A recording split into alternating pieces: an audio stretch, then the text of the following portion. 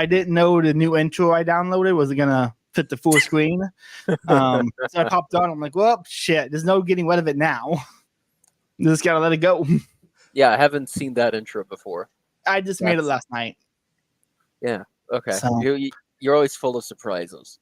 Yeah, well, I'm trying to, I want to start doing more vibe streams and rather than book clubs. So I decided to unveil the new vibe stream and the title of the vibe stream on a book club. I figured that was the smartest move. But yeah, we're here to talk. Go ahead. No. I was just this is like half a book club, half a. Let's talk about this one person who exists at the moment. Pretty much. But let's do a little, everyone knows me, everyone knows Bulge. Doc, is it your second time on the show? Second time with you on yours, yeah. Just give us one more, and this be your last time I ask you to do it, but give it a little short introduction. After this, you've been on enough where people would know you or they don't. Cool. Yeah. No, thanks again for having me on, both Caleb, and then it's also very nice to be here with Bulge. So I'm Doc Brown. I am a master of all things strange and esoteric. I am I have a PhD, but I'm largely post-academic now, but still continuing research, history of religion, also historical linguistics. I kind of have a strange academic background, and I tweet and post about weird, strange things, such as this upcoming election. So that's what I do. No, it can't be strange because nothing ever happens, right, Bodes? Well, it's weird. No, it's weird, guys. Vance is weird. He's very weird. Yes, very weird. Very weird. Yeah, so Doc Brown and Bodes. Not when nothing ever happens. This is not a Baudrillard book club. That's for tomorrow. We're not doing this now. We're not doing this now. That's for later. Damn it. We have to save the energy for that one. Yeah. But Hillbilly Elegy. Moment I was trying to find. I found out it was on Spotify because I was trying to find like JD Vance's podcasts or interviews or speeches, and Spotify has included in premium Hillbilly Elegy read by JD Vance. I'm like, well, this would be a great way to get to know the future vice president, and hopefully, future president. I'm calling it now. Yeah, we hope. His voice does not match his face, man. It does not. What I actually think it totally does. But that's it does when I see him speaking, but not when I see the photos of like a few years ago. I don't know. That's not the voice I expected. At least in Audible. When I see him speaking on video, I'm like, oh, of course. Maybe he looks incredibly Scotch-Irish, like incredibly Scotch. When I heard that, I was like, oh, but of course, this guy just like screams border Scots or Scotch-Irish, which are historically related populations. So yeah, just the fizz checks out. I was like, yeah, that makes sense. Yeah, he reminds me. He reminds me a lot of my family, actually. Yeah, very Scotch-Irish. Like, yeah, this is familiar. Yeah, it's very impressive when the Brazilian can tell your American ancestry. It's like, yes, Scotch-Irish. I can tell. I'm not in the same. I am far away, but even very impressive. I can tell. Yeah, I mean, I had a conversation with Grant from Contra Gentiles on Discord, and we came to a conclusion. He sort of looks like a Cro-Magnon man a little. His photos are very like on video. He looks fine. I was watching a podcast episode of his just before this, where he was on a full send podcast. Like it looks fine, but there's this one picture where his head looks way bigger than it is. He looks he looks like the pinnacle. Big heads are a Scotch-Irish thing, though. Yeah, but it looks way bigger because of a lens. I don't know if he's leaning in too, but you can't tell. It's very weird. But on video, he looks fine. He looks great, actually, because he's much slimmer than you could tell from his face, because it's big, as you said. It's a gigantic head. Yeah. So what do we think of the book, boys? I really liked it. I thought it was very well written. Even very emotionally resonant at points.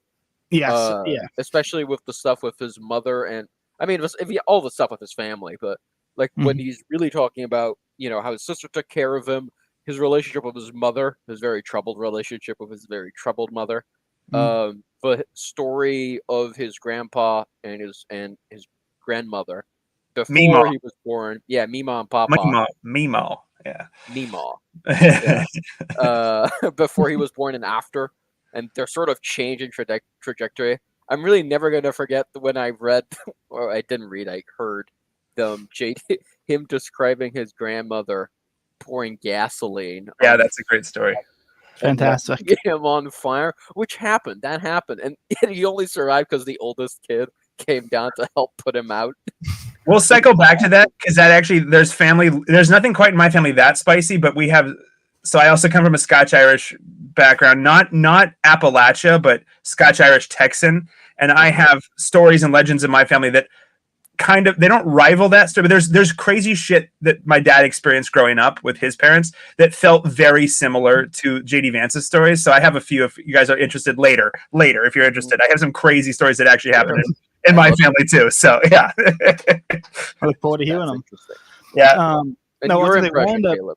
One of the funny things I've noticed was the book that, you know, it got turned into a Netflix movie probably like 2 or 3 years ago, I think. Yeah, I haven't watched it yet. I haven't watched the movie. Yeah, Amy Adams plays the mom, which is awesome.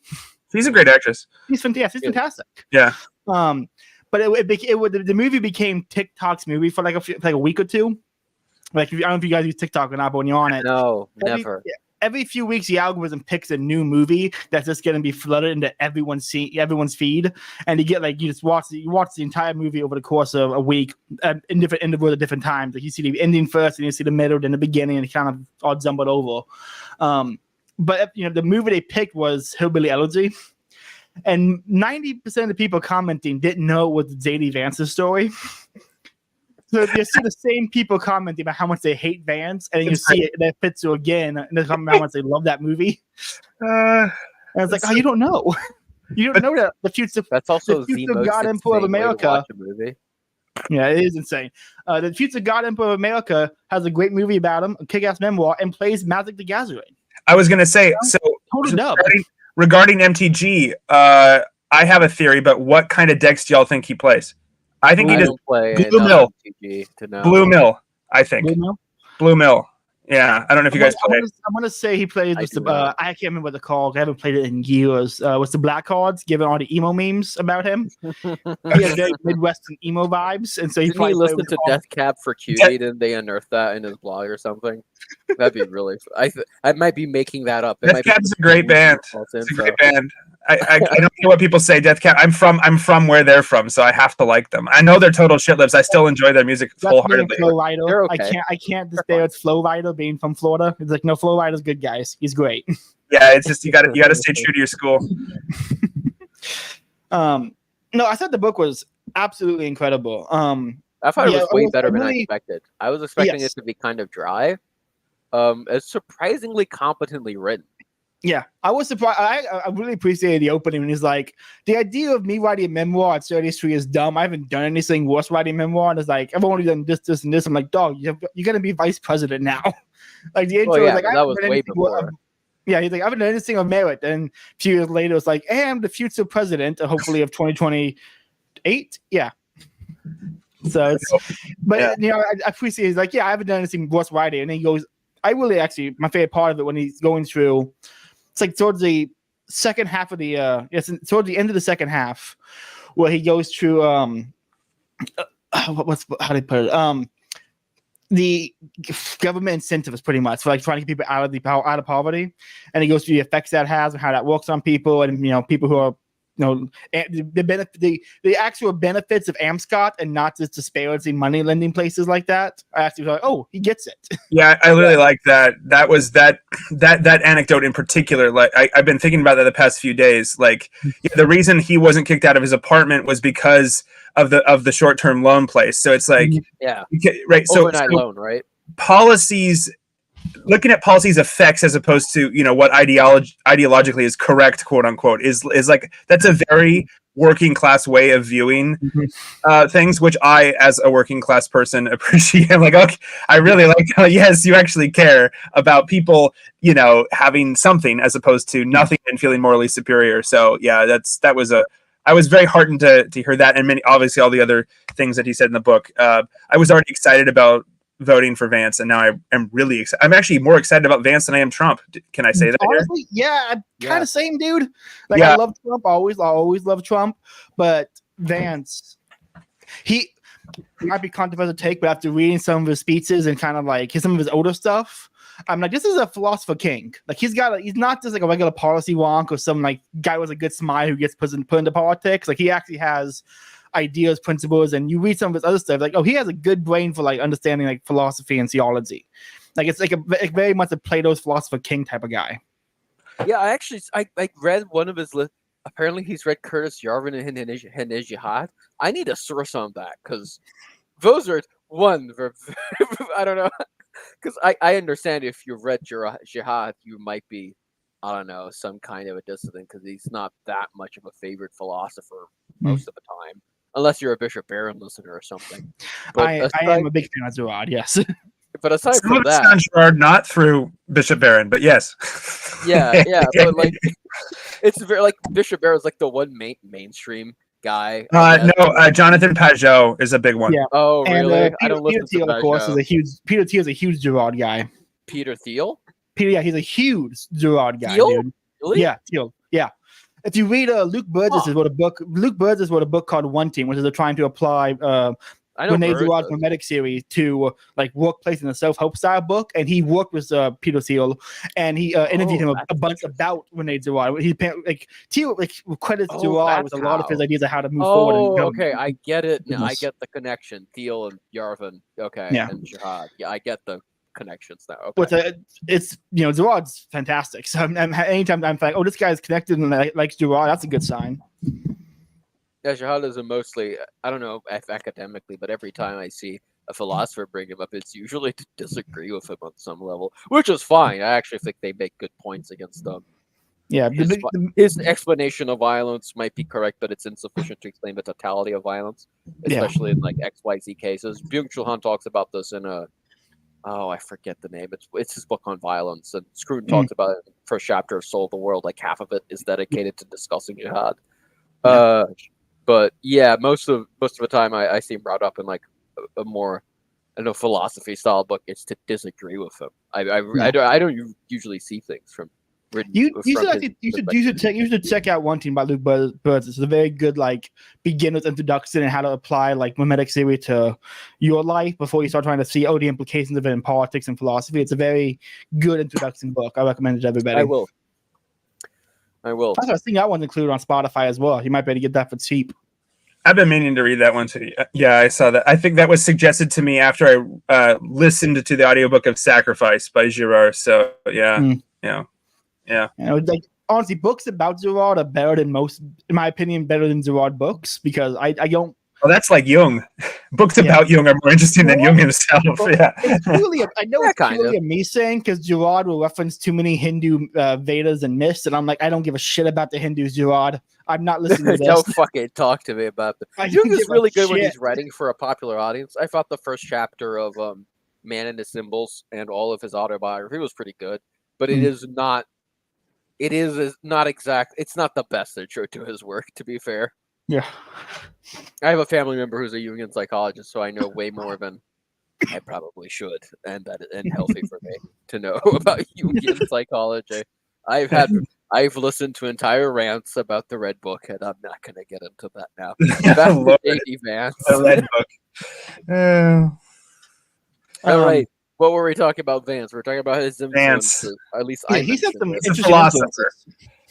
Yeah, philosopher king, a Platonic philosopher. I actually need to read more of him because he doesn't. I know he comes across as a smart guy, but he doesn't exactly come across as a philosopher king. Well, I figured we would towards the end of this. I want to wrap it up with a live reading of his short little article on his conversion story. Sure. I figured that'd be a good way to wrap it up when we get to that later in the episode. But what was I going to say about the book? So I read it like 2 weeks ago, and I wanted to re-listen to it, but it turns out Spotify only gives you 20 hours a week, and it wouldn't. I didn't know that in advance, so I used up all my hours until like yesterday. So I wasn't able to re-listen to it, but his story about his time in the military, so was actually very interesting because he joined up, at the right time after 9/11. Getting involved, and then the not going like if you see a lot of these politicians who go in the military, they end up going like the officer route because they want the military stuff only for they can run for office later and use that for their advantage. So they go the officer route or go something simple. He and just enlisted. I think that's actually an interesting point that he enlisted rather than.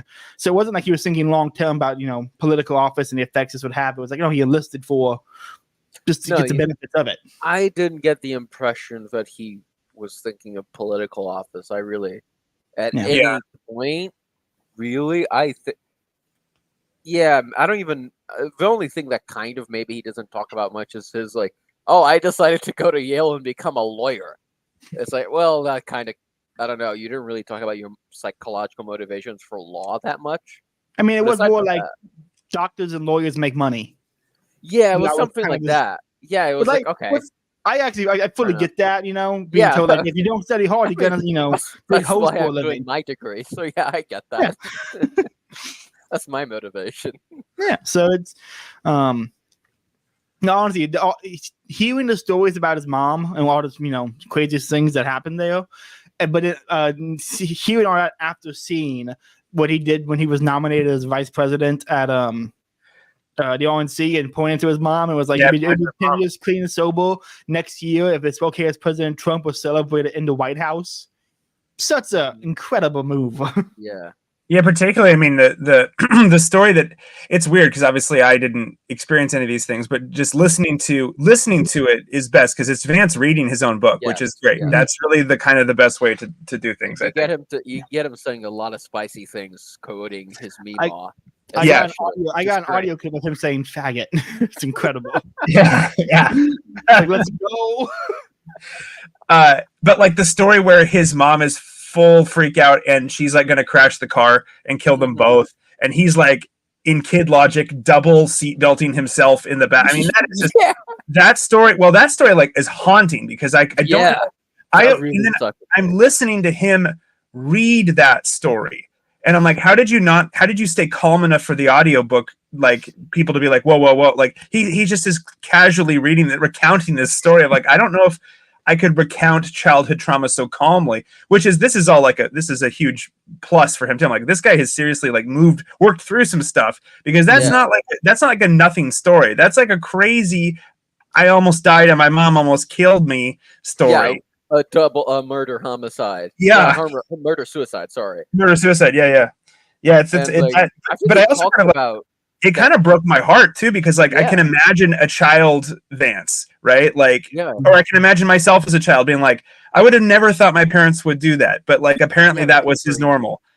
Yeah, he was like he could see that happening to him from then on. He was like very young. He was like what, 8 when that happened? I think 8, 8 or 9 or something. Yeah, it was crazy young too.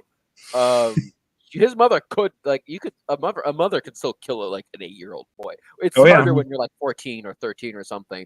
But 8-year-old, she can.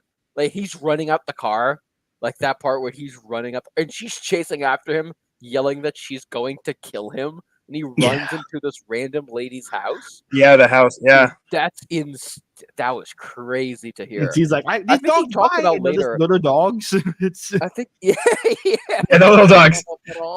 Beautiful. That they're barking. His mom doesn't see them. Yeah, and like he talks about later when he was with Usha, like he had stuff to work through, where he just I don't remember if it was like he couldn't tell her stuff, or he'd avoid her sometimes. It was during when they were interviewing for legal practices, and she was basically trying to calm him down, and be like, it probably wasn't as bad as you think, and then he like completely flips out because he's like, no, there's only one way out, and I won't be left behind, and freaks out. Yeah, which. Right, it's not a great response, but it does humanize him. Like, no, I could see that. Like, if you're coming from this kind of a family situation, you definitely want to get out. And then obviously he's coming back now, right? Like he's reconnecting now. But I can understand wanting to get away as far away as possible because to a place where mothers don't try to drive their children into a wall or whatever it was. What's shocking as well is that he clearly loves his mom when he's writing them. Mm-hmm. Like, I actually really, like, I think when he first introduces his mom, he's really talking about how great she is. Like, when she helped him with a science project and that they suspected him of cheating and that he didn't advance to the next level of the science fair or whatever it was because his mom did all the work while he was sleeping because he thought it was like, oh, okay. But his mom went down and continued doing the work while he was sleeping. Like, that's how you get introduced to his mom.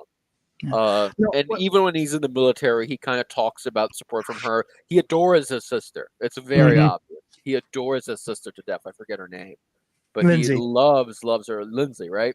Yeah. Yeah, he loves her. Yeah. No, I was gonna say what's really interesting about it is that so many people nowadays, and like my age group and stuff, the Gen Zers and the millennials, they're so quick to like cut off family at the drop of a hat over the smallest things, you know. And just hearing someone like J.D. Vance go through all these terrible things the mom has done, but still clearly love the mom, still want to help the mom. Later, getting her, leaving Yale, whatever it was, middle of the night to go, or his house, whatever it was, to get her a room for a night to figure out her finances the next day. Like, hearing him always go back to help and support his mom when she needs it. This compared to everyone out, he's like, "Oh, my mom didn't accept that I wanted to be a faggot, so I'm gonna never talk to her again." You know, like the insane things people do nowadays. It's very good to see, and like, oh, that's what a man should do, and I'm glad that he not only did it, but we have an example of that now. You know, speaking of Zorro, that's like a good mimetic model for young men right now. Yeah, he is a good role model, I think. Mm-hmm. He's a very interesting. Yeah, the book itself is also a very interesting little, especially for a non-American like me, a very good little window to hillbilly culture. I'm also reading Faulkner. I'm reading Sound of the Fury, so I can definitely see it's not hillbilly, but I can see some comparisons, at least with the Compson family in that book. Mm-hmm. But I can, it's very much our gauchos down here in some way, even though those are more cowboys than the hillbillies. Mm-hmm. But it's very similar honor culture and very similar Scotch-Irish brawler. The honor culture thing. One half of my family is very Scotch-Irish, and so that I was always I was never taught to do that per se, but it was the culture out of which my father came, and so like his Vance's descriptions of like, well, of course you punched somebody for insulting your mother. I'm like, oh yeah, I totally did that in grade school. I like knocked this guy out because he said something bad about my mom. That was like the most. Now I was like, yeah, that's just, isn't that what everyone does? Oh, apparently that's a hillbilly thing. Weird. My uncle got me a phone book and said, if someone says bad about your mom or sister, use this on the chest and stomach so they don't show bruises. So I'm like, awesome. Like, he was instructed, like, it's because he apparently learned it when the cops beat him up. So he was giving me instructions from like first-hand accounts. I'm like, damn, okay, it's good to know. And later in life that came in very handy. Got to bad my sister. I hit him right in the gut. He fell down. There was no bruise. No one saw it. He coughed a little bit. I walked away. It was great. No problems. It's like, thank you, Uncle Rusty. It's a good lesson. Yeah, I mean, but honor culture is found all over the world, right? Like, that's not. Yeah. Obviously, this is the hillbilly honor culture that Vance is expounding upon, but honor culture exists anywhere you have still some kind of older family, interconnected family units. You have some sort of honor kind of respect for the stuff that came before you. You don't live if you're not unburdened by what has been, you have honor culture. Yeah. If you realize you didn't just fall out of a coconut tree, you realize you have honor culture somewhere deep inside of you. I mean, politeness. I think, weirdly enough, in a roundabout way, I'm going back to Hoppe here, but Hoppe kind of talks about this and how politeness comes about in civilizations. It is a little bit of a form of an honor culture, but you were sort of projecting it onto others where you don't know their honor culture. And so politeness comes about as a civilizational, like, okay, you're Jewish, I'm a Muslim, and the other guy is a Christian, and we're in, like, I don't know, somewhere. Some weird joke of police trying to tell. We're in Bosnia, in Herzegovina or whatever, in like the 1300s, and we somehow have to share a city in 3 quarters, and this is how we're going to act when we meet each other to do trades. This is how we're going to respect each other. And if we violate this, someone might draw a sword, so don't violate this. Is a bit of like expanding honor culture to incorporate other cultures. So it seems kind of foundational to civilization to have some kind of honor culture, but it varies wildly from place to place. Yeah, I mean, you could see that even in like to use other medieval examples of the way feuds would happen, right? Feuds usually within cultures, feuds have a rule, a structure within the culture, so you're not allowed to use certain weapons in certain times in certain places. and you're not allowed to target certain people at certain times at certain places. But then so I guess maybe this is in some ways the inverse of that. Once you jump outside of the culture or outside of cultures that have coexisted more or less next to each other for a while, then you get like then you can get like radical violence, because then you don't have the proximity and there's not the shared politeness code or honor code. And it is interesting, obviously that's not really happening here, I don't think, but but Vance expounding upon the honor code, that again, that was half my family. The other half of my family didn't have that, so the other half of my family thought that weird honor code thing was so strange. But I take after my dad, and I think I just have like a genetic memory of honor code and crazy Texan side of the family. So like again, when Vance was all those stories, it was like, I mean I've heard similar stories from my family about I don't know about people using electric chainsaws on each other or whatever that one story was, but definitely like at the beginning his great uncle on the truck driver mom. Yeah, or something. And the truck driver didn't say anything because he was like, he was, I'm a man. I'm not going to. I was in the wrong. I admit. I did say something about his mama. That's so bizarre. And he was willing to finish the job, too. I think someone stopped his great uncle.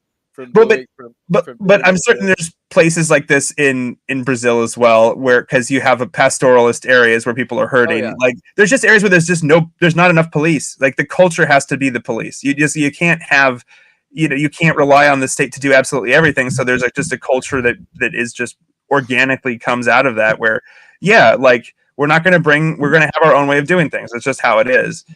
But effectively, it's almost like a different country. Older areas that haven't been modernized are like that.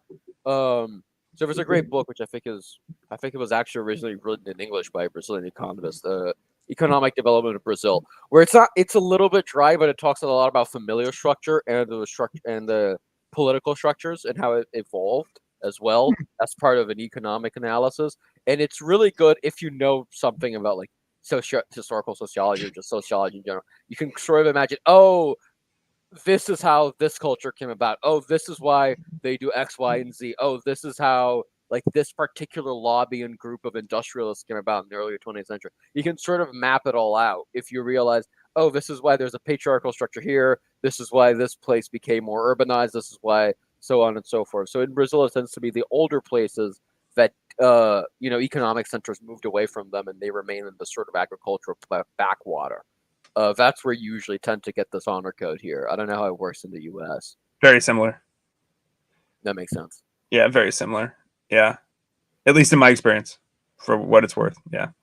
Was Appalachia ever like an agricultural? Well, there was. I mean, there's industry there in the sense that there's Appalachia is huge. Coal. So, yeah, because coal mining, which is a heavy industry. Steel industry, right? His J.D. Vance's dad. Not his dad. His grandfather, right? Yeah. I mean, because most of the coal that made America came out of Appalachia, like so it's like to make steel, to make electricity, all that kind of stuff. So, but it's been very sadly totally left behind, almost completely left behind. I mean, there's still some coal mining that goes on there, and I'm not an expert on this, but I do know, like, it is such a tragedy what's happened, because Appalachia is one of the coolest parts of America, I think, and it's got one of the most interesting cultures, because it's I mean, despite all of the issues that Vance talks about, which are real issues, it's you don't want to over romanticize it.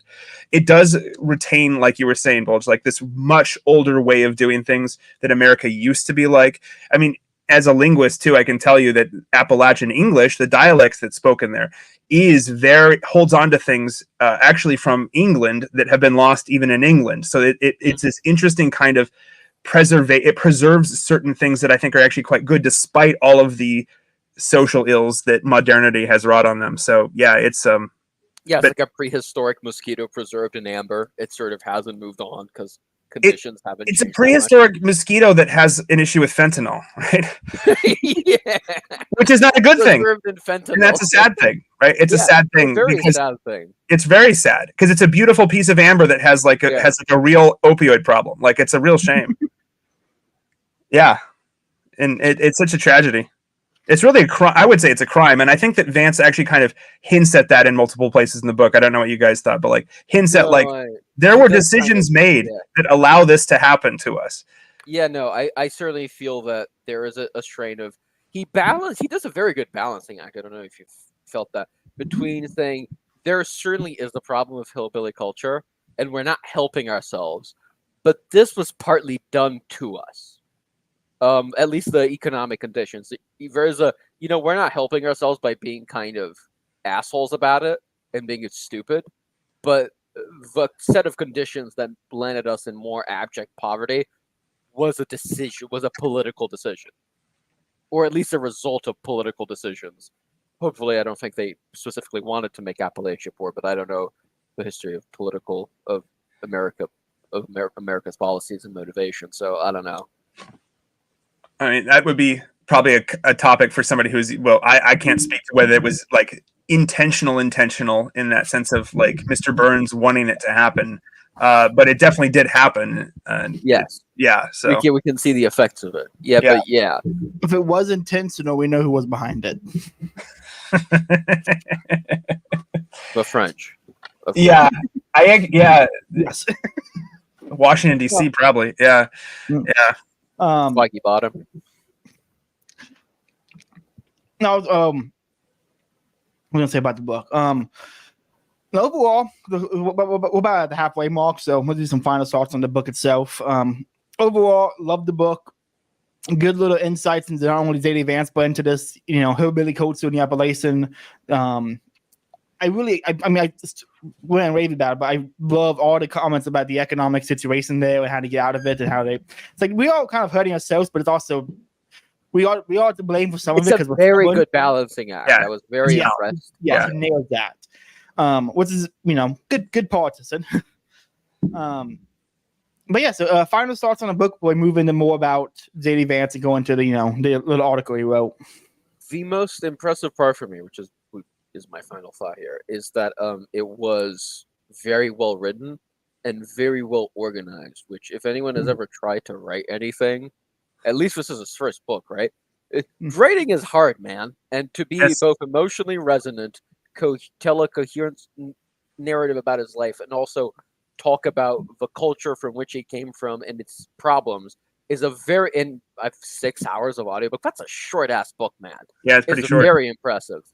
Yeah. To condense all of that, it's a very impressive feat. So that's what I came with. It's like, oh, this guy, he's obviously not talking about, abstract. He's not discussing, Platonic philosophy and, Aristotle's problems of universals or whatever. But he's clearly very smart and competent. Mm-hmm. And that was what most impressed me.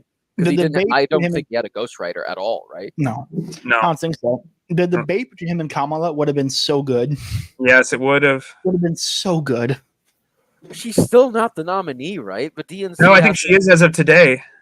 Oh, okay. I think it was just leaked while we were doing this that he's already confirmed it's going to be that's a PO guy. What's his name? Pennsylvania, whatever. Pennsylvania. Josh, right? Josh Shapiro. Also, I want to point out real quick. I checked Twitter for a second. Apparently, the guy who did the opening show at the Olympics, who did the weird artwork with the drag queens, was just struck by lightning.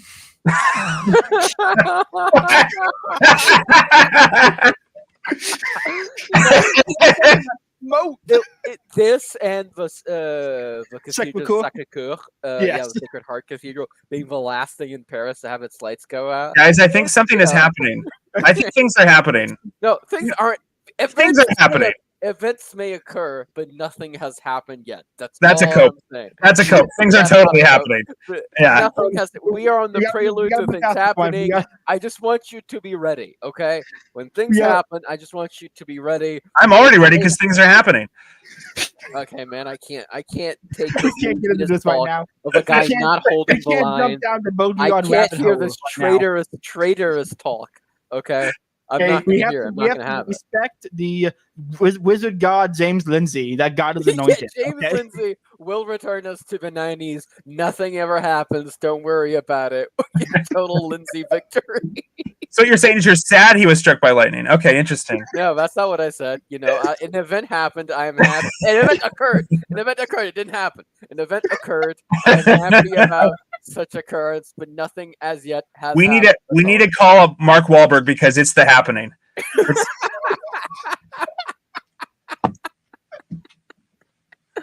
Look, don't call Wahlberg yet. Don't hold your horses. Save him for when we really need to call. He's one of your tribe. He'll come if you call. He's one of your tribe. He will come. You say the rosary outside 3 times and he appears. Yeah, he'll come with the wonkiest Ash Wednesday cross I've ever seen on his door. He just appears out of an alleyway. Play with me real quick. He'll come and deliver a Hallow ad straight to my house. I love the app. I use it every day. I love the app. I don't use it every day. I still use it every day. The ads are so weird. Oh, they have ads on it? Ugh. No, the ads for they it. have ads on ads for it. Okay, I was like, they have targeted me and Caleb as Catholics, or something, right?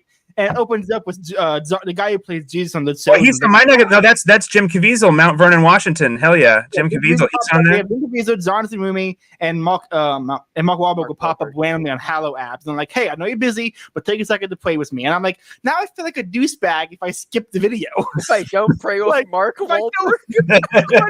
Mark Wahlberg, right now, while I'm sitting on this toilet waiting for my Joe Rogan video to load, I'm a douchebag. So I have to sit there and walk through a little couple of Hail Marys on the ad. I'm like, some of us have been known to pray the daily office on the toilet. It's about doing it. It's not about where you're doing it, right? This is what I tell myself. So yeah, that's where I feel holiest, where I can have some peace and solace. Yeah, it's quiet. Matter. Doc, final thoughts on the book. Sorry, I've distracted everyone. Apologies. The book is really great. If you're an audiophile, if you like listening to audiobooks such as me and I think everyone here, it sounds like one of the greatest audiobooks I've ever listened to. So well read, and JD Vance is the only one alive, really, probably aside from his sister, who can capture the inflection and voice of his Meemaw saying ridiculous things, and that was just wonderful. Ridiculous thing. Yes, the most ridiculous thing. Chewing out this is the latest thing his Meemaw said that's in my memory right before she died. But his Meemaw chewing out his instructors through letters is so fucking funny. Why are they screaming at you? That's my job. You're not only listening, I love you. Continuing on, it's so awesome. Incredible. It's the coolest thing ever. Okay, so I figured, let me say the screen here quick. Say the screen. There it is. April 1st, 2020, How I Joined the Resistance by JD Vance on Meemaw and Becoming Catholic. I read this a while back. It's pretty interesting. I think you guys will like it. Oh, hold on. Let's see if this works, actually. Hold on. Does it work? I cannot. Can you hear it? Okay. For some reason, it's jumped down to the very bottom and it started on times 2.3 speed. Let me just... I pay $300 a year for this shit. Let me see if I can get it to work. Holy shit, dog! That's insane. I'd rather just read. Yeah, exactly. I'd rather read, and I'm dyslexic, so yeah. I'd rather just read. Okay, it's not gonna do it. I got a discount buying it for the year. I'll just read it. I often wonder what the discount. Well, yeah, it's but it's for the whole year, you know. That's what you tell yourself. Okay. No, I tell myself that Snoop Dogg is reading me Plato right now. I had Snoop Dogg read me a Hitler speech, dog. Okay, this app is incredible. Gwyneth Paltrow read me Mao. You know, I'm just saying. Yeah. You know, you should have JD Vance read you the Little Red Book. Next one's gonna be a Mr. Beast reads on the Jews and their lies. That's the next one. Because Mr. Beast is the reader. By Martin Luther. Yeah, that'd be crazy. Yeah, you should do that. That'd be very cool. Just upload that. It would be fun. Okay. I often wonder what my grandmother, Meemaw as I called her, would have thought about her grandson becoming Catholic. We used to argue about religion constantly. She was a woman of deep but completely deinstitutionalized faith. She loved Billy Graham and Donald Ison, a preacher from her home in southern Kentucky, but she loathes organized religion. That's like all my extended family. Yeah, that's my Texan side is very much like that. Yeah. That's every Jew I've ever talked to in my entire life, by the way. I visited Long Island recently. I arrived at, not LaGuardia, what's the upper fucking, JFK airport. And I was on a bus to Long Island, and this lovely lady, old Jewish lady, struck up a conversation with me. I didn't know she was Jewish. She mentioned it. And she somehow came up to the topic of how she loves religion, but doesn't understand organized religion. And I just held my tongue because she seemed lovely and old. She was on her way. I'm not going to start a fight with her. I'll just be lovely right back. That's fine. But yeah, that's every Jew I've ever talked to in my entire life. But they're lovely people. I'm just very. I really do like all sides. of them. They just really don't like organized religion. It's very funny. Except one converted to Anglican, became an Anglican. So, victory for Doc Brown there. Yeah. She often wondered aloud how the simple messages of sin, redemption, and grace had given way to the televangelists on our early 1990s Ohio TV screen. These people are all crooks and perverts, she told me. All they want is money, but she watched them anyway. So true. They were the closest it usually came to regular church service, at least in Ohio, unless she was back home in Kentucky. She rarely attended church, and if she did, it was usually to satisfy my early adolescent quest for some attachment to Christianity besides the 700 Club. I'm too young for that. What is the 700 Club? Oh, the 700 Club it's a vibe, as you kids say. It'd take a long time to explain it. Crazy evangelical Israel prophecies kind of show thing. It's Oh wow. It's wild. So we're gonna have to do a live watching of that sometime. Yeah, it'd be its own thing. Oh hell yeah. That's like many poor people, Mima rarely voted, seeing electoral politics as fundamentally corrupt. She liked FDR, Harry S. Truman, and that was about it. Unsurprisingly, a woman whose only political heroes had been dead for decades she's just like me, except it's centuries. But she's just like me. Didn't like politics as a matter of course, and cared even less for the political drift of modern Protestantism. My real first exposure to an institutional church would come later through my father's Lord's Pentecostal congregation in southwestern Ohio.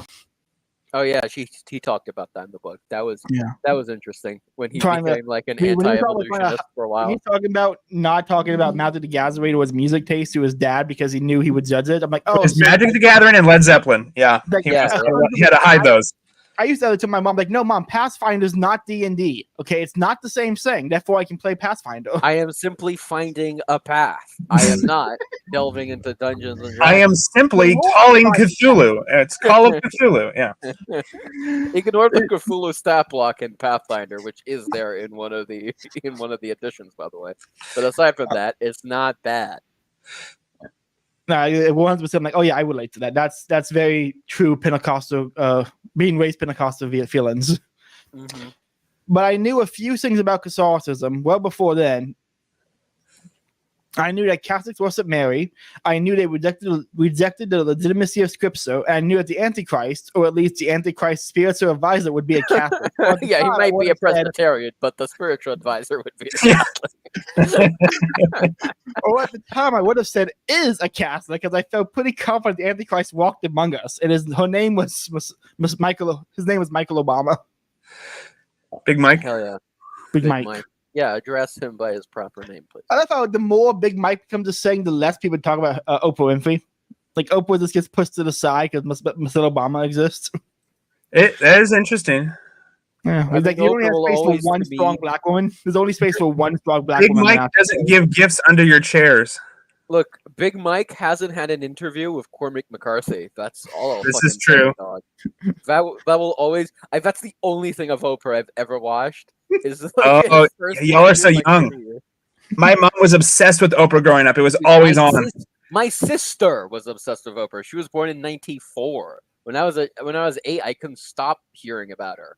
Wow. But I still never watched it because my sister watched it. That was icky. I'm not stupid. I know how this works.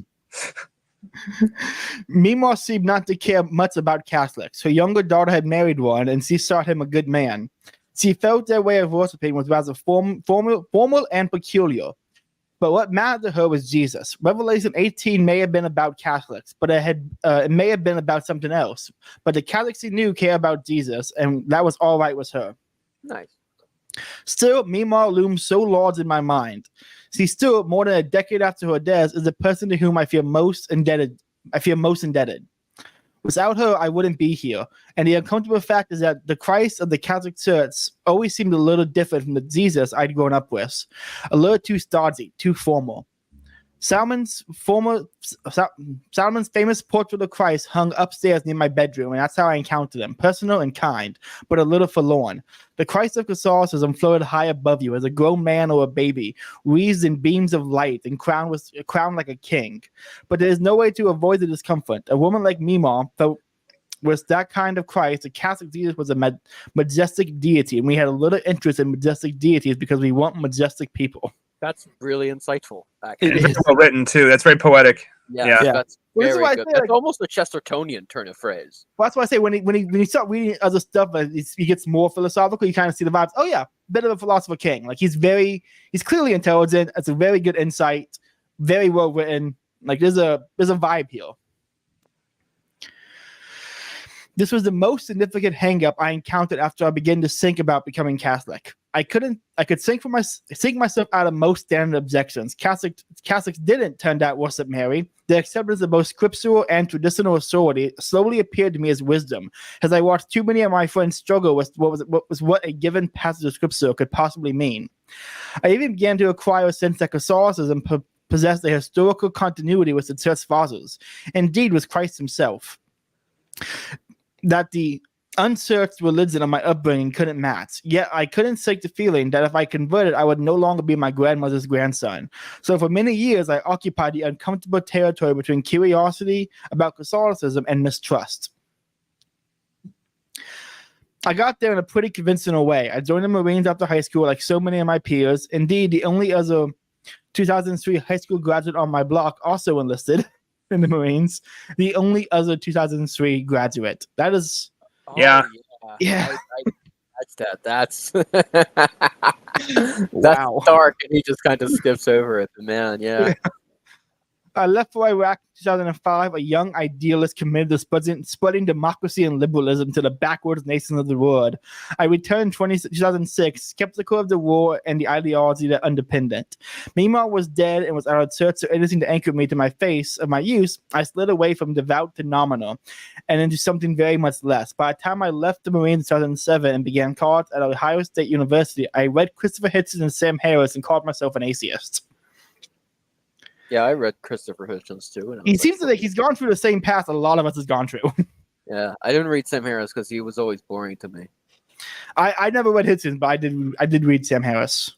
He always just seemed really boring to me. So he is boring, but he was the only one who believed in objective morality. Dawkins also always seemed a little stupid to me. I read his book I read one of his books on evolution, which he doesn't talk about God, and it was like good. It's great. It's called The Greatest Show on Earth, and it was like interesting. The most interesting part is when he's like, by the way, we could definitely do eugenics with people. I need you to understand this. Don't be stupid. We definitely could do it. It's just be bad. Okay, moving on now. And it's just a great little segment where he's like, okay, that was like 2 pages of that. Moving on. It's very funny. Where he's like, no, we could definitely do it. Absolutely, we could do it. And then like, but it'd be bad. Don't think about doing it. Don't. Just don't. Moving on now. We're going to talk about horse breeding. He had a few tweets like that. Every time, like, he hasn't done it in a while, but for a while, every time the abortion issue got really big, he seemed to tweet out about eugenics. When he even referenced abortion, he would just tweet out about eugenics in the conversation at large on Twitter, but would never reference abortion specifically. Dude. I always found that kind of funny. His tweet with saying, I just saw a homeless man holding up a sign, I want big booty bitches. What does this mean? It's so funny. He wasn't so vitriolic. I could like him, you know? He has some gems on his Twitter account. It's crazy, man. His tweet on Kafka is also really funny. It's like, I don't get the metamorphoses. What is it about? And he's like, it can't be this. It's so ridiculous. It's like high school reading level. Like, he just can't wrap his head around this. He's like, I just don't get it, man. It's so funny. He's such a character, right? And he married the hottest actress from Doctor Who, so I actually can't hate him that much. He did? Yeah, he did. Easily the hottest actress. At least maybe it's my personal taste, but to me, yeah, definitely. Okay, no, I'm sorry. I have to look this up now. Richard I think it's his first wife. Wife. First wife. It's Lila something. Yeah. Lala Wood. Oh yeah, I can see it. Oh yeah. Yeah. Okay, she's not the hottest Doctor Who actress. That goes to whoever played Clara Oswald in the newer seasons. But Doesn't I count. get I'm it. talking about old Doctor Who. I'm talking about classic. Yeah. Oh, Doctor Who. This is definitely it. This is peak. Yeah. No. There were some very attractive females, but man, she was the best easily. Yeah. Anyway, moving on before I start talking about fucking the fourth Doctor or whatever. I didn't know you were a Doctor Who fan. We'll have to talk about that sometime. Oh yeah, the fall of Who, dude. I convinced my entire family to become Doctor Who fans, only for them to together with me, immediately abandon ship on the first Capaldi episode. Crazy stuff. I actually like Capaldi. I like the first. As the Doctor, his episode. We're not getting Caleb. We're not getting into. Sorry. You're right. It's so not my fandom. So yeah. Yeah, we're leaving Doc Brown behind. That's okay. I'm drinking sherry and enjoying it, so you know. I won't belabor the story of how I got there because it is both conventional and boring. A lot of it has to do with feeling of irrelevance, and increasingly, the religious leaders I turned to tended to argue that if you prayed hard enough and believed hard enough, God would reward your faith with earthly riches. I mean, Joel Osteen is like empirical proof, right, guys? Yes. At least I've heard.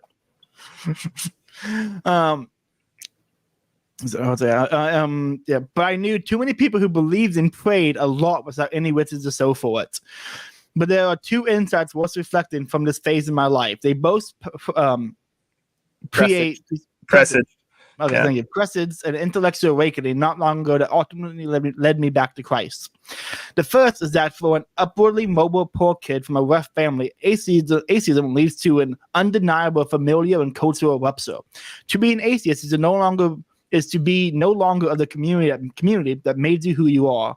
For so long, I hid my unbelief from my family, and not because any of them would have cared very much. Very few of my family members attended church, but everyone believed in something rather than nothing.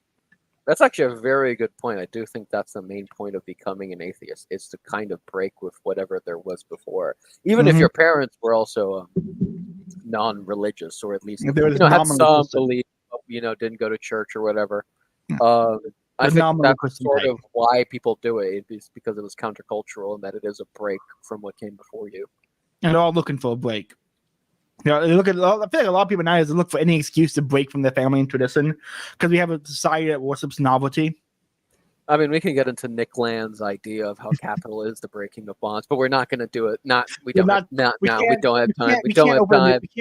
I'm not talking about Kant and the prohibition of incest. We can't do this. It's like, dude, it's like 30 minutes past midnight over here. I'm not doing this now. We're not doing this. Moving on.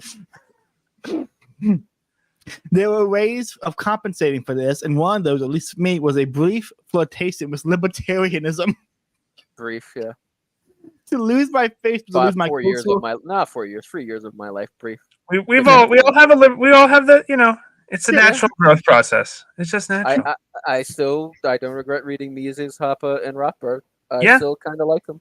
Yep. I've picked Hoppe as a living theorist. He's too abstract, but yeah, he's cool. I like him.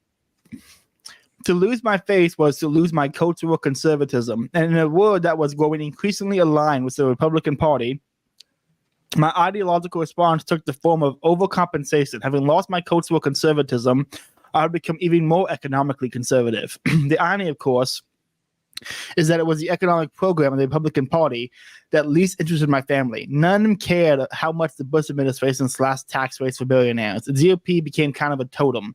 I attached myself to it more strongly because it gave me some common ground with my family.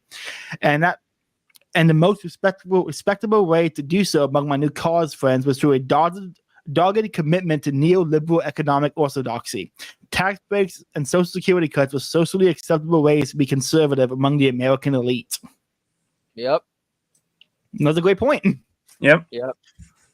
The second insight is that my abandonment of religion was more cultural than intellectual. There were ways in which I found my religion difficult to square with science as it came to me. I've never been a classical Darwinist, for instance, for reasons David Galitno has outlined in his excellent new book.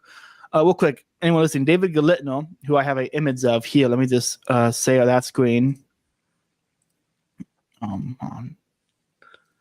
This guy, Mr. Robotic Hand, David Galitno, who lost his hand because Ted Kaczynski made a bomb to his house.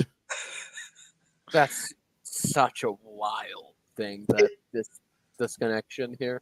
Yeah, I mean, look, he has a robotic hand because Ted Kaczynski tried to kill him.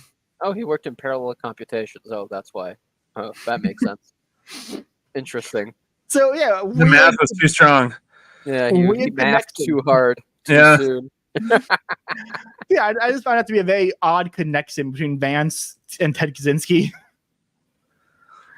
It's very interesting. It's like the 6 degrees of separation from Kevin Bacon, right? Like, yeah, it really is. Yeah. Has outlined his excellent new book, but evolutionary theory in some form struck me as plausible. And though I consumed Tornado in a junkyard and every other work of young Earth creationism. Okay, it's a book. Yeah.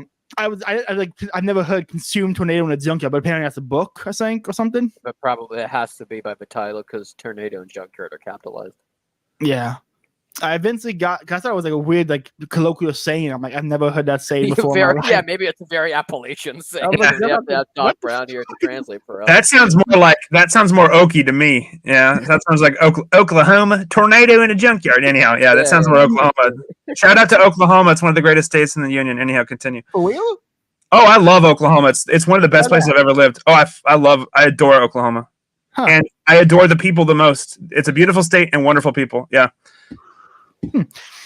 I eventually got to the point where I couldn't square my understanding of biology with what my church told me. I had to believe I was never so committed to young Earth creationism that I thought I had to choose between biology and Genesis, but the tension between a scientific account of our origin and the biblical account I'd absorbed made it easier to discard my face. And the truth is that I discarded it for the simplest of reasons, the madness of crowds. Much of my new atheism came down to a desire for social acceptance among American elites. I spent so much of my time around a different type of people with a different set of priorities that I couldn't help but absorb some of their preferences. I became interested in secularism just as my attention turned to my separation from the Marines and my impending transition to college. I knew how the educated tended to fear about religion. At best, province. I don't know. Anybody know that one? I can't. Provincial. See, when I say it has a CH in it, so I say provincial. And stupid at worst. Evil. Stupid at worst. Evil at worst. Evil. Echoing Hitsons, I began to think and then eventually say things like the Christian cosmos is more like North Korea than America. I know where I'd like to live. I was fitting to my new cast, indeed, and emotion. I am embarrassed to admit this, but the truth often reflects poorly on its subject.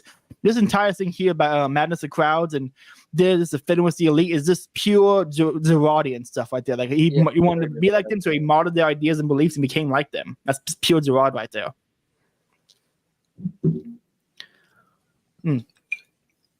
Excuse me. And if I can say something in my defense, it wasn't exactly conscious.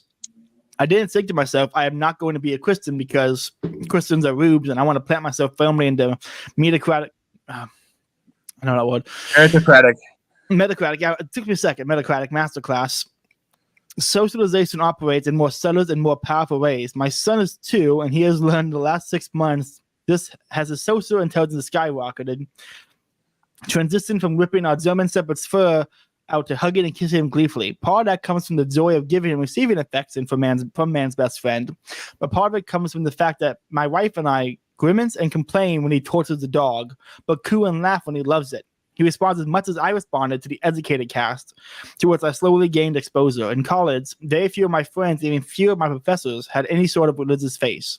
Secularism may not have been a prerequisite for joining the elites, but it sure made things easier.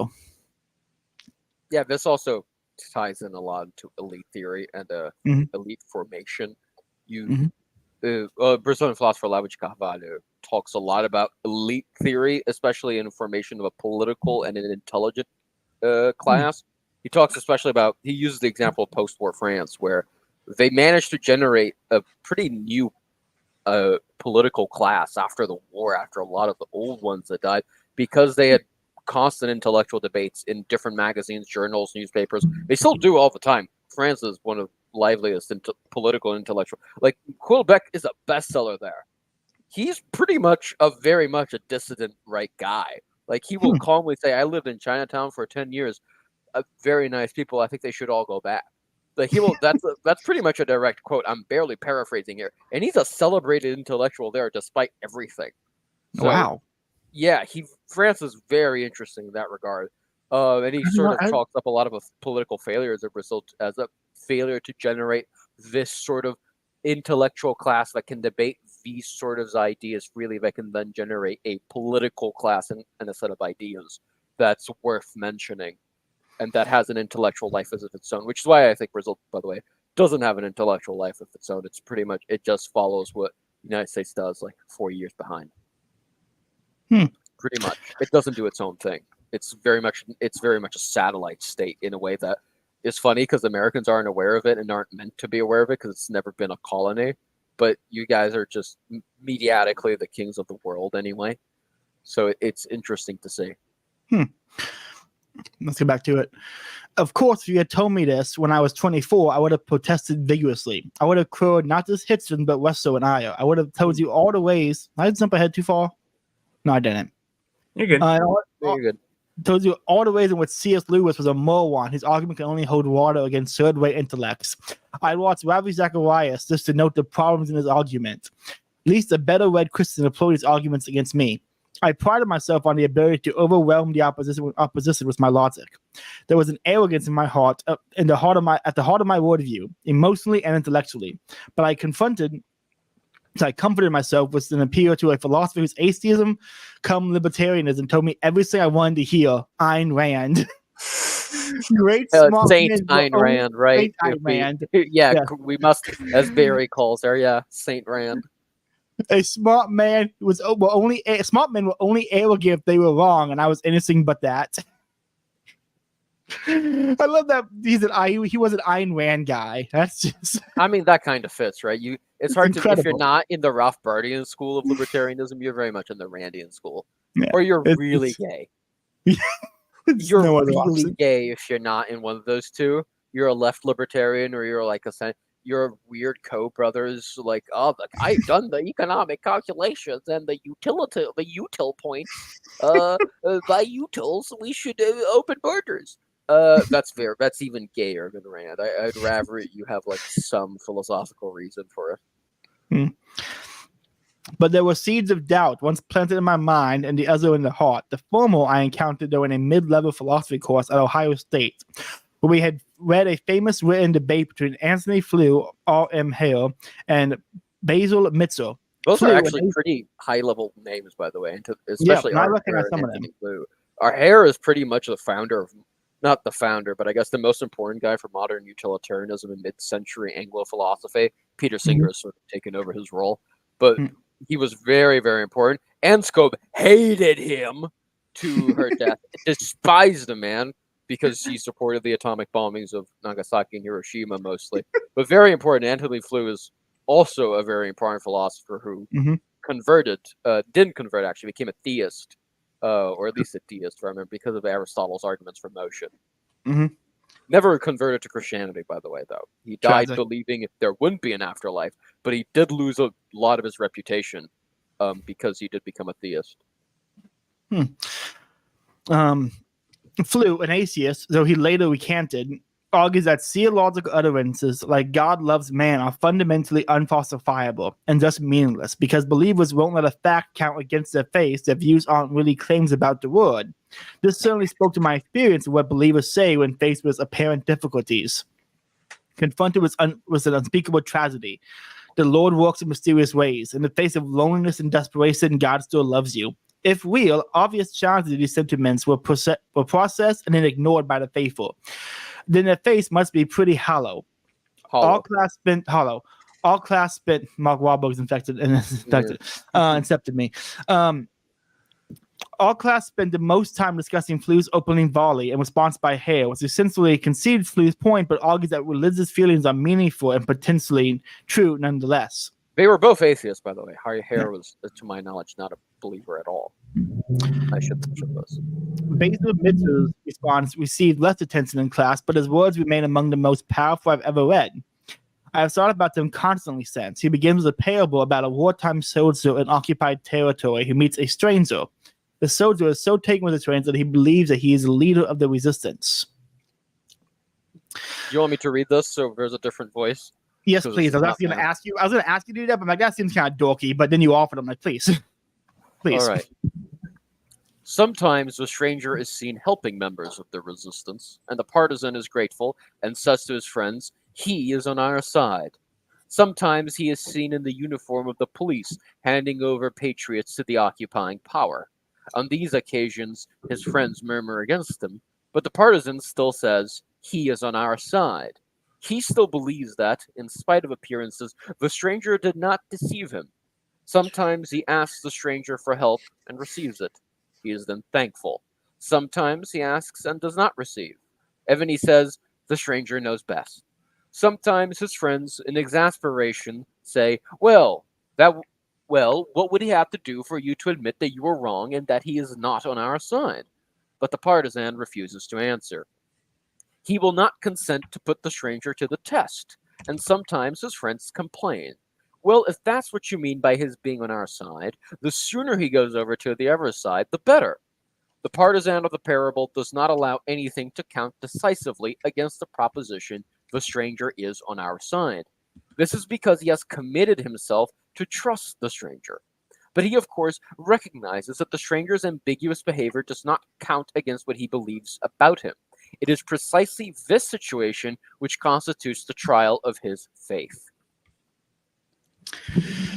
At the time, I tried my best to dismiss Mitsu's response. Flu had described the face I've discarded perfectly, but Mitsu articulated a face I had never encountered personally. That was unacceptable. I had sought the proper response to a trial of face, which was suppress it and pretend it never happened. But here was Mitsu, conceding that the brokenness of the world and our individual tribulations did in fact count against the experience of God, but not definitively. I would eventually conclude that Mitsu had won the philosophical debate years later before I realized how much his humility in the face of doubt affected my own face. As I advanced through our educational hierarchy, moving on from Ohio State to Yale Law School, I began to worry that my assimilation into elite culture came at a high cost. My sister once told me that the song that made her think of me was Simple Man by Lynyrd Skynyrd. Though I had fallen in love, I had found the emotional demons of my childhood made it hard to be the type of partner I always wanted to be. My Randian arrogance and my own ability melted away when confronted with the realization that my obsession with achievement would fail to produce the achievements that mattered most to me. For so much of my life, a happy, thriving family. I had immersed myself in the logic of the, here we go again, mediocrity. Meritocracy? Meritocracy. Yeah. It's amazing how many words you read, and then you actually have to pronounce them. You're like, I've only ever read this in my head. Yeah. You'll get it when you hear it in an audiobook. It'll be fine. Yes. And found it deeply unsatisfying. And I began to wonder, were all these worldly markers of success actually making me a better person? Had I traded virtue for achievement and found a latter wanting? But the woman I wanted to marry cared little whether I obtained a Supreme Court clerkship. She just wanted me to be a good person. Good wife, good girlfriend. Despite everything. Good Lord. Okay, man. It's a joke. She seems like a great person. It's possible, of course, to overstate our own inadequacies. I never cheated on my would-be spouse. I never became violent with her. But there was a voice in my head that demanded better of me. That I put her interests above my own. That I mastered my temper for her sake as much as for mine. And I began to realize that this voice, where it came from, wherever it came from, was not the same one that compelled me to climb as high as I could up our ladder of meritocracy. I'm going to get it eventually. A merry, like in happy, tocracy. Meritocracy. It came from somewhere more ancient and from more grounded. It required reflection about where I came from rather than the cultural divorce from it. As I considered these twin desires for success and character and how they conflicted and didn't, I came across the meditation from St. Augustine on Genesis. I had been a fan of Augustine since a political series in college assigned City of God, but his thoughts on Genesis spoke to me, and I was reproducing at lengths. I can read it if you want. Please do. I will just say, to assign the City of God as part of a political theory, I only hope they didn't read the entire book, because that would be the whole class then. Yeah. But damn, that's a big book, man. All right. In matters that are obscured and far beyond our vision, even in such as we may find treated in Holy Scripture, different interpretations are sometimes possible, without prejudice to the faith we have received. In such a case, we should not rush in headlong and so firmly take our stand on one side that, if further progress in the search of truth justly undermines this position, we too fall with it. That would be to battle not for the teaching of Holy Scripture, but for our own ways, wishing its teaching to conform to ours, whereas we ought to wish ours to conform to that of sacred Scripture. Let us suppose that in explaining the words, "And God said, let there be light, and light was made," Genesis 1:3, one man thinks that it was material light that was made, another that it was spiritual. As to the actual existence of spiritual light in a spiritual creature, our faith leaves no doubt. As to the existence of material light, celestial or supercelestial, even existing before the heavens, a light which could have been followed by night, there will be nothing in such a supposition contrary to the faith until unerring truth gives the lie to it. And if that should happen, this teaching was never in Holy Scripture, but was an opinion proposed by man in his ignorance. Usually, even a non-Christian knows something about the earth, which is the heaven, and the other elements of the world, about the motion and orbit of the stars, and even their size and relative positions, about the predictable eclipses of the sun and moon, the cycles of the years and the seasons, about the kinds of animals, shrubs, stones, and so forth. And this knowledge he holds to as being certain from reason and experience. Now, it is a disgraceful and dangerous thing for an infidel to hear a Christian, presumably giving the meaning of Holy Scripture, talking nonsense on these topics. And we should take all means to prevent such an embarrassing situation, in which people show up vast ignorance in a Christian and laugh it to scorn. The shame is not so much that an ignorant individual is derided, but that people outside the household of faith think our sacred writers held such opinions, and, to the great loss of those for whose salvation we toil, the writers of our Scriptures are criticized and rejected as unlearned men. If they find a Christian mistaken in a field which they themselves know well, and hear him maintaining his foolish opinions about our books, how are they going to believe those books in matters concerning the resurrection of the dead, the hope of eternal life, and the kingdom of heaven, when they think their pages are full of falsehoods on facts which they themselves have learned from experience in the light of reason? I couldn't stop thinking about how I would have reacted to this passage when I was a kid. If someone had made the very same argument to me when I was 17, I would have called him a heretic. This was an accommodation to science, a kind of someone like Bill Maher rightly mocked contemporary moderate Christians for indulging. Yet he was a person telling us 1,600 years ago that my own approach to Genesis was arrogance, the kind that turned a person from his face. This, it turned out, was a little too on the nose and the first crack in my proverbial armor. I began circulating the quote among friends, believers and non-believers, and I thought about it constantly. Around the same time, I attended a talk at our law school with Peter Thiel. This was 2011. So and Thiel was a well-known venture capitalist, but hardly a household name. He would later blurb my book and become a good friend. But I had no idea what to expect at the time he first spoke, and the personal terms arguing that we were increasingly tracked into cutthroat professional competitions. We would compete all for pellet, I think. Pellet. Appellate clerkships and the Supreme Court clerkships. who compete for a job at elite law firms and then for partnerships at those same places. At each juncture, he said our jobs would offer longer work hours, social alienation from our peers, and work whose prestige would fail to make up for its meaninglessness. He also argued that his own ward of Silicon Valley spent too little time on technological breakthroughs that made life better, those in biology, energy, and transportation, and too much on things like software and mobile phones. Everyone could now tweet each other or post photos on Facebook, but it took longer to travel to Europe.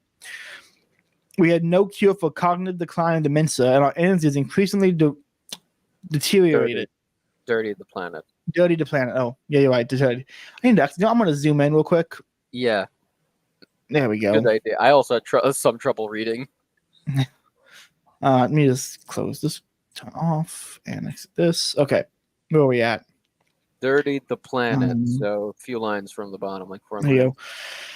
He saw these two trends: elite professionals trapped in hyper-competitive jobs, and the technological stagnation of society has connected. If technology innovation were actually driving real prosperity, our elites wouldn't feel increasingly competitive with one another over a dwindling number of prestigious outcomes. Peter's talk remains the most significant moment at my time at Yale Law School. He articulated a feeling that had until then remained unformed, that I was obsessed with achievement and In per se. In itself. and of itself. Yeah. Okay. In And say not has an end to something meaningful, but to win social competition. My worry that I had prioritized striving over character took on heightened significance. Striving for what?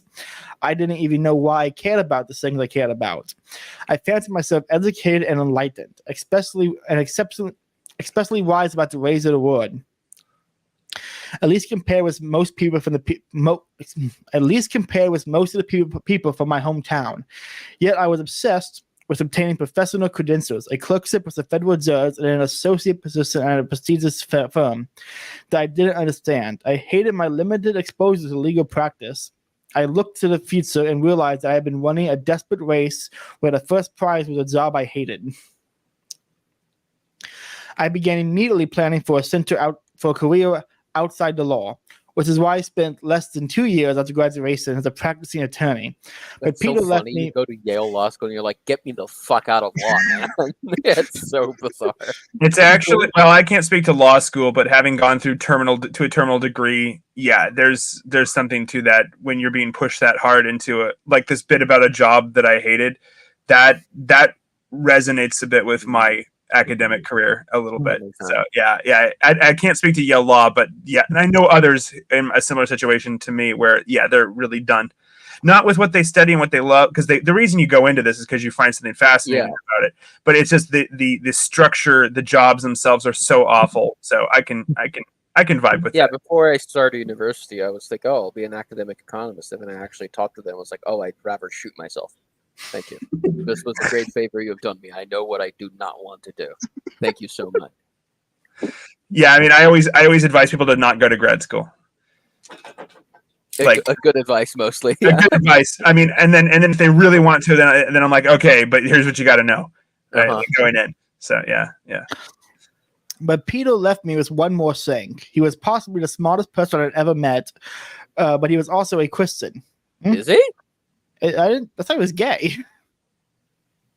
I mean, does he practice?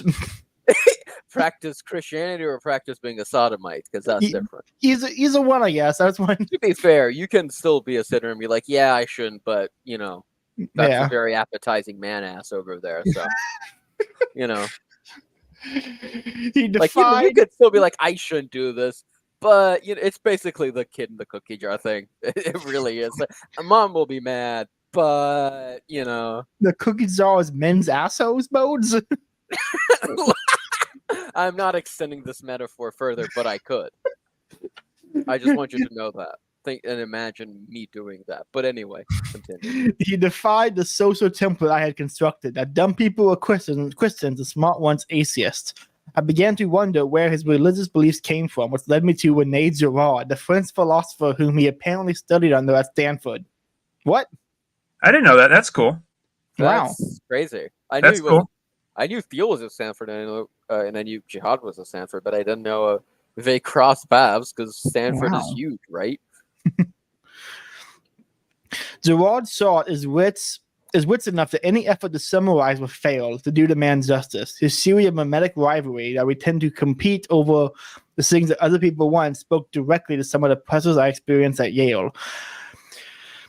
But it was his related theory of the scapegoat and what it revealed about Christianity that made me reconsider my faith. One of Gerard's central insights is that human civilizations are often, perhaps even always, founded on a scapegoat myth, an act of violence committed against someone who had wronged the broader community, retold as a sort of origin story for the community. Gerard points out that Romulus and Remus are like Christ, divine children, and like Moses, placed in a river basket to save them from a zealous king. There was a time when I bristled at such comparisons, worried that any seeming lack of originality on the part of Scripture meant that it couldn't be true. This is a common rhetorical device of the new atheist, pointing to some creation story like the flood narratives and the Epic of Gilgamesh as evidence that the sacred authors have plagiarized their story from some earlier civilization. It reasonably follows that if the Bible story is listed from somewhere else, then the verse in the Bible may not be the word of God after all. This never made sense for me in the flood narrative. Maybe it makes sense with there's other divine figures. It doesn't to me, but it holds a little more water than people earlier talked about a big flood flooding the planet. See, there couldn't possibly be a big flood flooding the planet. Like what? Yeah. Yeah, the flood. Oh wow, everyone has a flood narrative. Almost everyone. It's like wow. Almost everyone couldn't be. Yeah, everyone. You'll find it in one of the pre-Aztec cultures as well. It's like, oh wow, there. Pacific Northwest has it too. Yeah, there's all sorts of You'll find it here with some of our Indians too. It's like, oh, there couldn't be a flood. Everyone talks about a flood. That means there wasn't a flood. What? What? What are you on, man? Okay, that's my little rant over. But Gerard rejects this inference and leans into the similarities between biblical stories and those from other civilizations. To Gerard, the Christian story contains a crucial difference, a difference that reveals something hidden since the foundations of the world. In the Christian telling, the ultimate scapegoat has not wronged the civilization. The civilization has wronged him. The victim of the madness of crowds is, as Christ was infinitely powerful, able to prevent his own murder, and perfectly innocent, undeserving of the rage and violence of the crowd. In Christ, we see our efforts to sift blame and our own inadequacies onto a victim for what they are, a moral failing, projected violently upon someone else. Christ is a scapegoat who reveals our imperfections and forces us to look at our own flaws rather than blame our society's chosen victims.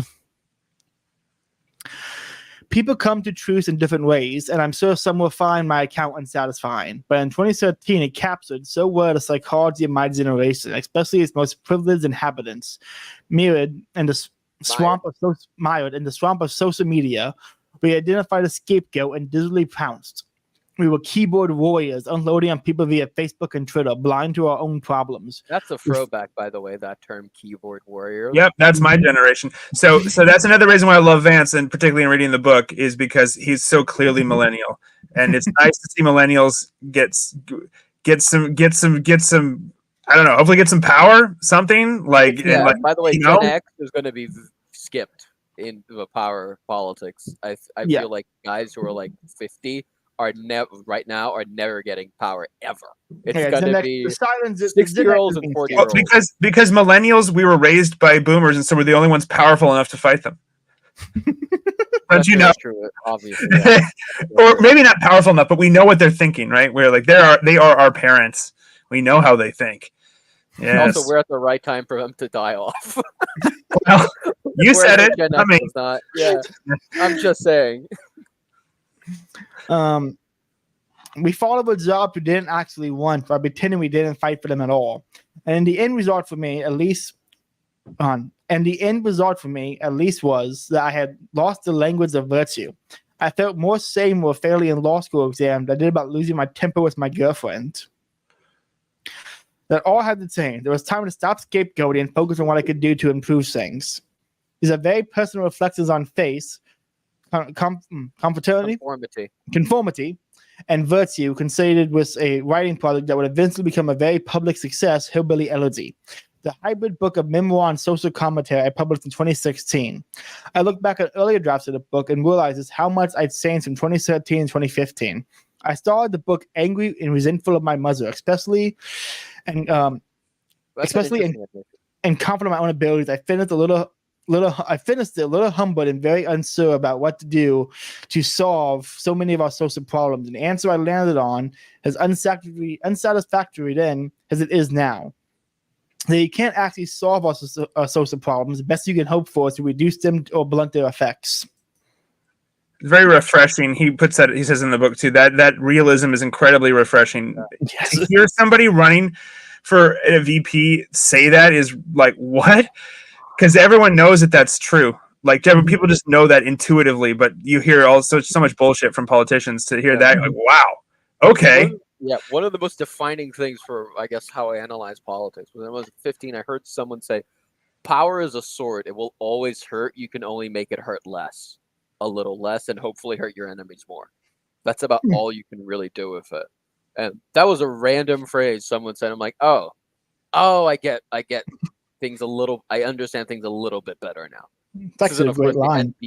End all be all, but it's a decent way to think. Okay, we can't actually. It's really just Thomas Sowell's. There aren't solutions. There are only trade-offs. Yeah, it's also a little great line. But swords are cooler, so I'll stick with my analogy. I feel like Thomas Sowell is getting slept on by so many people nowadays because he's not radical in either direction, but he is solid. Like his book, solid dog. His book on the constrained versus unconstrained business of man is incredible. Yeah. Also, I'd recommend. Like, I know some people who are interested in reading economics, like people from my gym, because Austral libertarianism is popping up. They try to read me. So they read 100 pages. They're like, I can't do this, dog. I'm like, oh, read Thomas Sowell, and they really liked it. Read Basic Economics, and they actually really, really enjoyed it. Yeah, like he writes so well. He's fantastic. Which is rare for an economist. It's so vanishingly rare, and he writes well, and he's granular in the sense that he'll really dig down into details. So he won't just say like, oh, this is how this theory works. So he'll actually like look up at various examples, both modern and ancient, at how these things work and evolve through time. And he's so great at sifting through data too. Mm-hmm. I've heard some of those theories of like ethnic identity in white rednecks and black liberals. Black liberals are a little wonky, but well, I'm open to some of them at least. Yeah, I've heard like it was like one of the theories because he had several ideas there. For like, I've heard the one that rowdiness as a originally poor Southern white cultural trait was borrowed, which is that. I mean, it's an interesting idea, and I can't speak to that from any sort of place of expertise, but that tends to happen, right? Like borrowing cultural things like that. Even from supposedly opposing cultures is very actually common. So, and it kind of makes you as an American, as a white American, it makes you view things a little differently. So, yeah. I noticed during my research that many of those social problems came from behavior for which social scientists and policy experts had a different vocabulary. On the right, the conversation often turned to cultural and personal responsibility, the ways in which individuals or communities held back their own progress. And though it seemed obvious to me that there was something dysfunctional about some of the places in which I'd grown up, the discourse on the right seemed a little heartless. It failed to account for the fact that destructive behaviors were almost always tragedies, with terrible consequences. It is one of the things to wag your finger at another for failing to act a certain way, but it is something else to feel the weight of the misery that comes from those actions. The left's intellectuals focus much more on the structural and external problems facing families like mine. It's the difficulty in finding jobs, the lack of funding for certain types of resources, and while I agreed that more resources were often necessary, there seemed to me a sense that in which most of our destructive behaviors persisted or even flourished. In times of material comfort, the economic left was often more compassionate, but theirs was a kind of compassion devoid of any expectation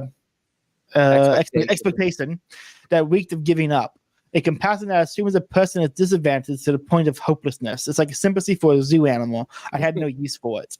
Okay. I mean, honestly, I was gonna say like the compassion devoid of any expectation. It's like Aristotle's natural slaves. No, it's more like George W. Bush, the bigotry of low expectations. Our real philosopher king, by the way. Our painter king, I should say. When is Yeah. Jeb Bush going to come back? When is Jeb Bush going to come back? He's not never TV? left, dog. He's in the shadows. He's waiting for people to clap. Yes. No one has clapped yet. They just need a clap, and he will return. It's will like return. it's like Arthur. He will return when we need him most. Yeah. He's too busy chilling out with the Knights of Columbus that he joined. Did he? Is he? He did. Oh, yeah, he married a Catholic, he married a converted, and joined Mexican Knights of lady, Columbus. I'm imagining, the Ron Paul memes, you made your choice, this is the future you chose, but with Jeb Bush, you didn't clap, this is the future you chose, things could have been different. He was one of the only people during the debate stage who actually could, he got destroyed by Trump the first time, but later when he said, was that high energy enough for you, Don? And got the high five from Trump. He actually was the only one in the states to really go back and forth with Trump and not just be stunned by it, That's interesting. It's pretty He is impressive. a little bit of a loser, though, but I can't hate him. He's kind of a doofus. Yeah, well, his family's way more successful, so I imagine that's not great for his mental health. Oh, well, he married the tiny ass Mexican lady, right, like half his height or something like that. And as I reflected on these competing views of the world and the wisdom and shortcomings of each, I felt desperate for a worldview that understood our bad behavior as simultaneously social and individual, structural and moral. That recognized that we are products of our environments, that we have a responsibility to change that environment, but that we are still moral beings with individual duties. One that could speak against rising rates of divorce and addiction, not as sanitized conclusions about the negative social externalities, but with more outrage. And I realized eventually that I had already been exposed to that worldview, and it was my Mima's Christianity, and the name it gave for the behaviors. I had seen destroy. And the name it gave for the behaviors I had seen destroy lives and communities was sin. I remembered one of the least favorite passages from scriptures, Numbers 14:18, in a new light. The Lord is slow to anger, abounding in love and forgiving sin and rebellion. And he does not leave the guilty unpunished. He punishes the children for their sins and the parents to the third and fourth generation. A decade ago, I took this as evidence of a vengeful, irrational God. Yet, who could look at the statistics of what our early 21st century culture and politics had wrought? The misery, the rising suicide rates, the depths of despair in the richest country on earth, and the doubt that the sins of our parents had any effect on their children. Yarvin and what's his name? Oh my God, the French Catholic. Well, he was Savoyan Catholic philosopher. I forget his name now, unfortunately, but he had the point that Yarvin paraphrased him as saying, the modern state of France is God's punishment for the libs. But his original point, this philosopher's point, because he was writing right after the revolution and during it, was basically, look, guys, I know you're all freaking out, God has abandoned us, but who were the first victims of the guillotine was the royal family and so on and so forth. But who were the second victims? It was Robespierre. It was Danton. It was all those motherfuckers. Of course they got theirs what was coming, and you're gonna get it too, motherfucker. You need to step out of the way and hunker down. This is a sign of divine There is a very trust the plan vibe to his writing. I keep wanting to say Mahitan because his name starts with an M. But yeah, he's great. Let me actually see it. If I can find him as you go on. I love anytime I trust the plan, divine providence writing, like Pope Benedict's writing on the Holocaust. Yeah, Joseph de Maistry. Okay.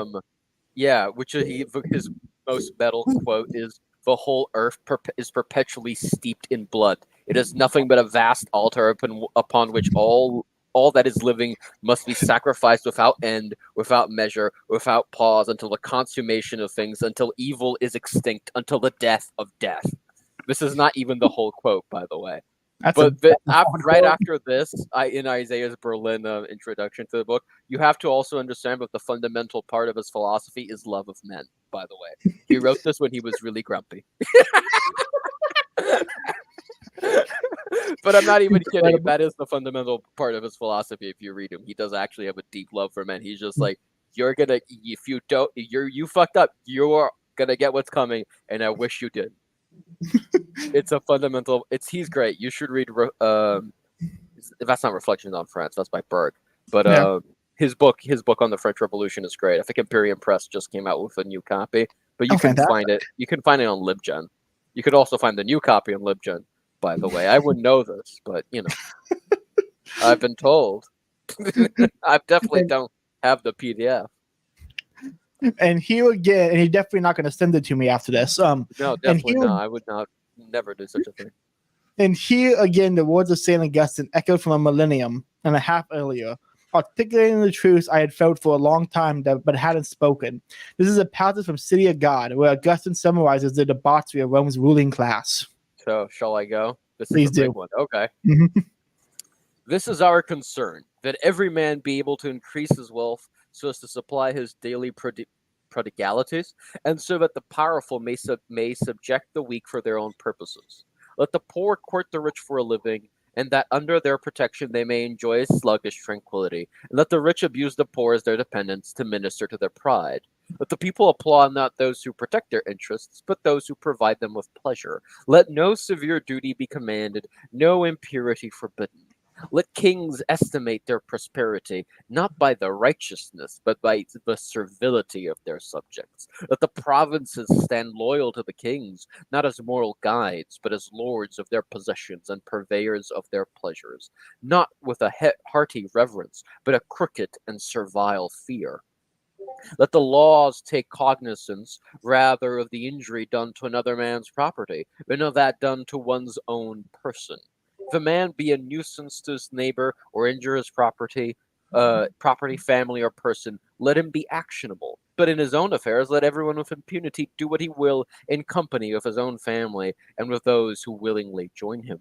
Let there be a plentiful supply of public prostitutes for everyone who wishes to use them, but especially for those who are too poor to keep one for their private use. Let there be erected houses of the largest and most ornate description. In these let there be provided the most sumptuous banquets, where everyone who pleases may by day or night play, drink, vomit, and dissipate. Let there be everywhere heard the rustling of dancers, the loud, immodest laughter of the theater. Let a succession of the most cruel and the most voluptuous pleasures maintain a perpetual excitement. If such a happiness is distasteful to any, let him be branded as a public enemy, and if any attempt to modify or put an end to it, let him be silenced, banished, put an end to. Let these be reckoned the true gods, who procure for the people the condition of things, and preserve it when once possessed. It was the best criticism of our modern age I'd ever read. A society oriented entirely towards consumption and pleasure, spurning duty and virtue. Not long after I first read those words, my friend Owen Cass published a book arguing that American policymakers have focused far too much on promoting consumption as opposed to productivity or some other measure of well-being.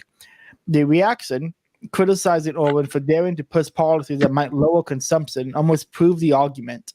Yes, I found myself saying Owen's preferred policies might reduce per capita consumption, but that's precisely the point. Our society is more than the sum of its economic statistics. If people die sooner in the midst of historic levels of consumption, then perhaps our focus on consumption is misguided.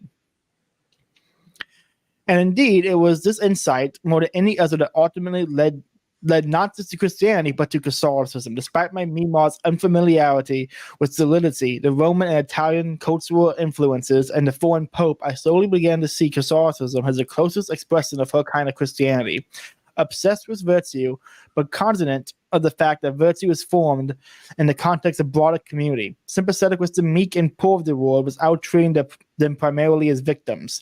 Protective of children and families, and with the things necessary to ensure they thrive. And above all, a faith centered around a Christ who demands perfection from us, even as he loves unconditionally and forgives easily. It was this insight took me from a few informal conversations with a couple of Dominican friars to a more serious period of study, with one in particular. I almost wish it hadn't been so gradual. that there had been an aha moment that made me realize I just had to become Catholic. There were some weird coincidences that hastened my decision. One came about a year ago at a conference I attended with the largely conservative intellectuals. Late at night at my hotel bar, I questioned a conservative Catholic writer's criticism of the Pope. My growing view is that too many American Catholics have failed to show proper deference to the papacy, treating the Pope as a political figure to be criticized or praised according to their whims. It's very true. So true.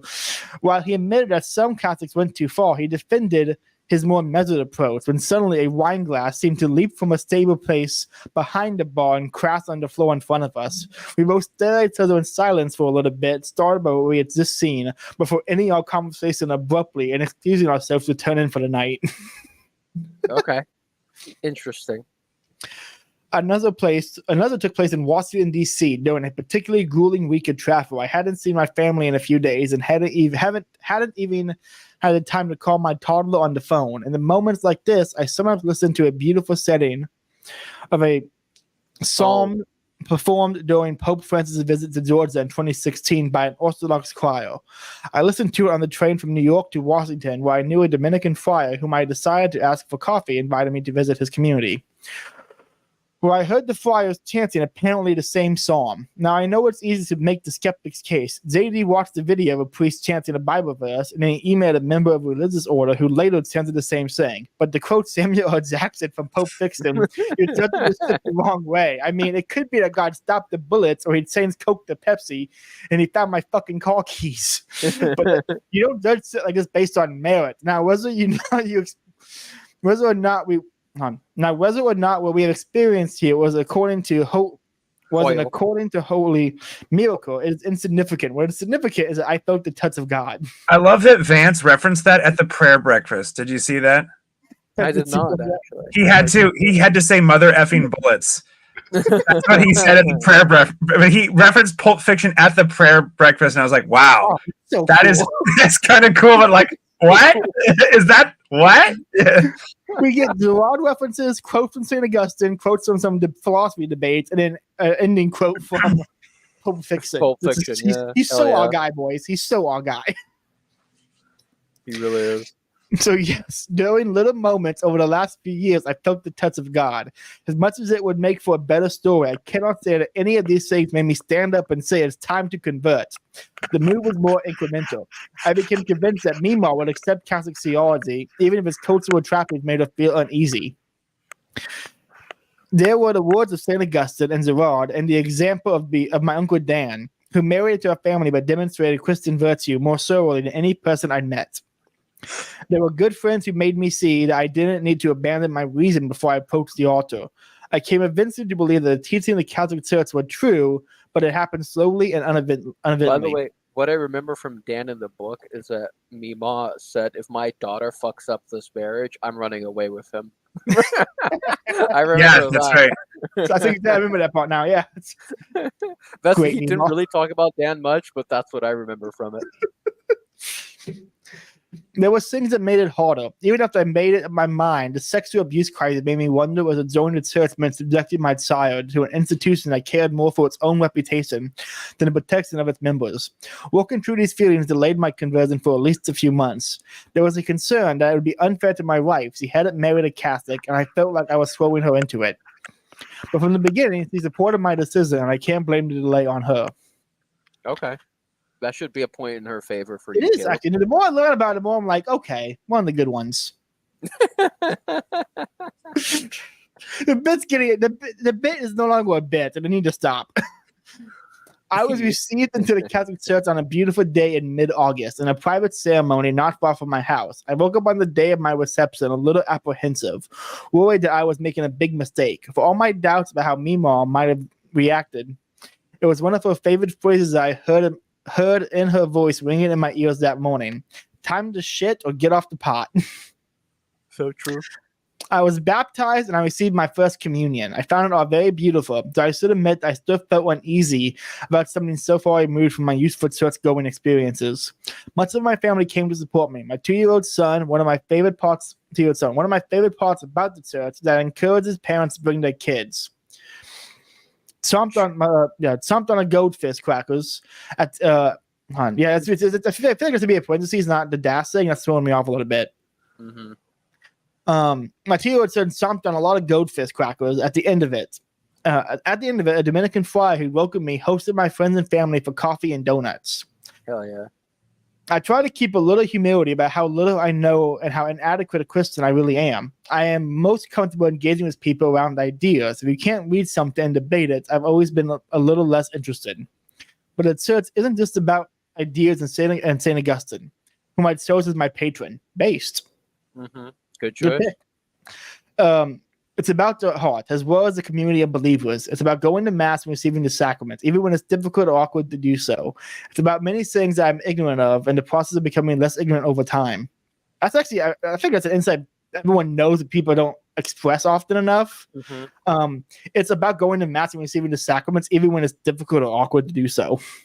I think Grant and Jeremy have actually talked about it. You just go to mass, you son of a bitch. It's like one of their lines. Basically, like a lot of Contra Gentiles is basically like you should go to mass. It's about receiving the sacraments. It's about this. Please go. Yeah, and that's something that even my camp would very much agree with. Yeah. So, yeah, we're sacramental Protestants, so That's what I understand. That's what I like. Yeah, about, so about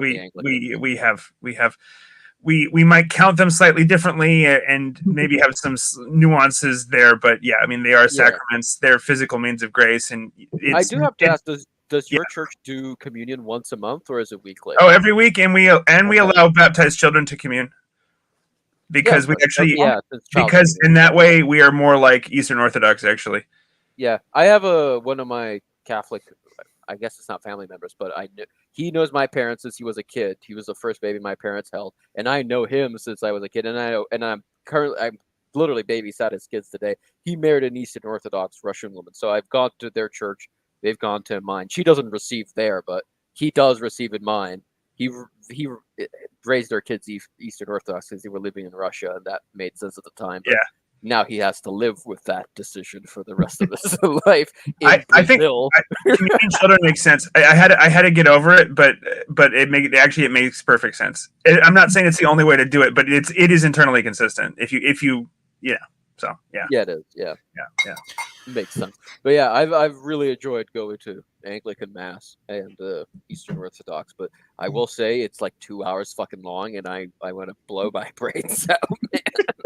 It's really long. Masses seem rushed to me. And Anglican services are nowhere near as long as Eastern Orthodox, but sometimes Catholic Mass is like, man, you guys are getting so many of these in a day. You're like, boom, boom, boom. Here we go. Next. I'm like, wow, we're rushing through this really quickly.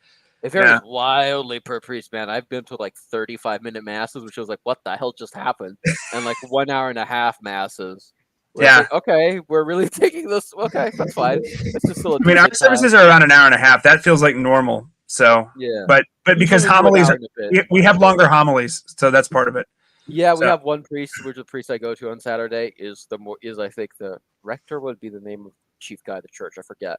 But he's the chief guy there, and his homilies are usually very usually the longest one. The other ones are like 5 minutes. He goes for like 15 minutes, maybe longer. Yeah, so it just depends. This is the last paragraph. Yes. My wife has said that the business of converting to Catholicism, studying and thinking about it, was good for you. I came eventually to see that she was right. At least in some cosmic sense, I realized that there was a part of me, the best part, that took its cues from Catholicism. It was the part of me that demanded that I treat my son with patience and made me feel terrible when I failed. That demanded that I moderate my temper with everybody, but especially my family. That demanded that I care more about how I rated as a husband and father than as an income earner. That demanded that I sacrifice professional prestige for the interest of family. That demanded that I let go of grudges and forgive even those who wronged me. The St. Paul says in his epistle to the Philippines, finally, brethren, whatsoever things are true, whatsoever things are honest, whatsoever things are just, whatsoever things are pure, whatsoever things are lovely, whatsoever things are good, of good report. Or of good report. Or of good report.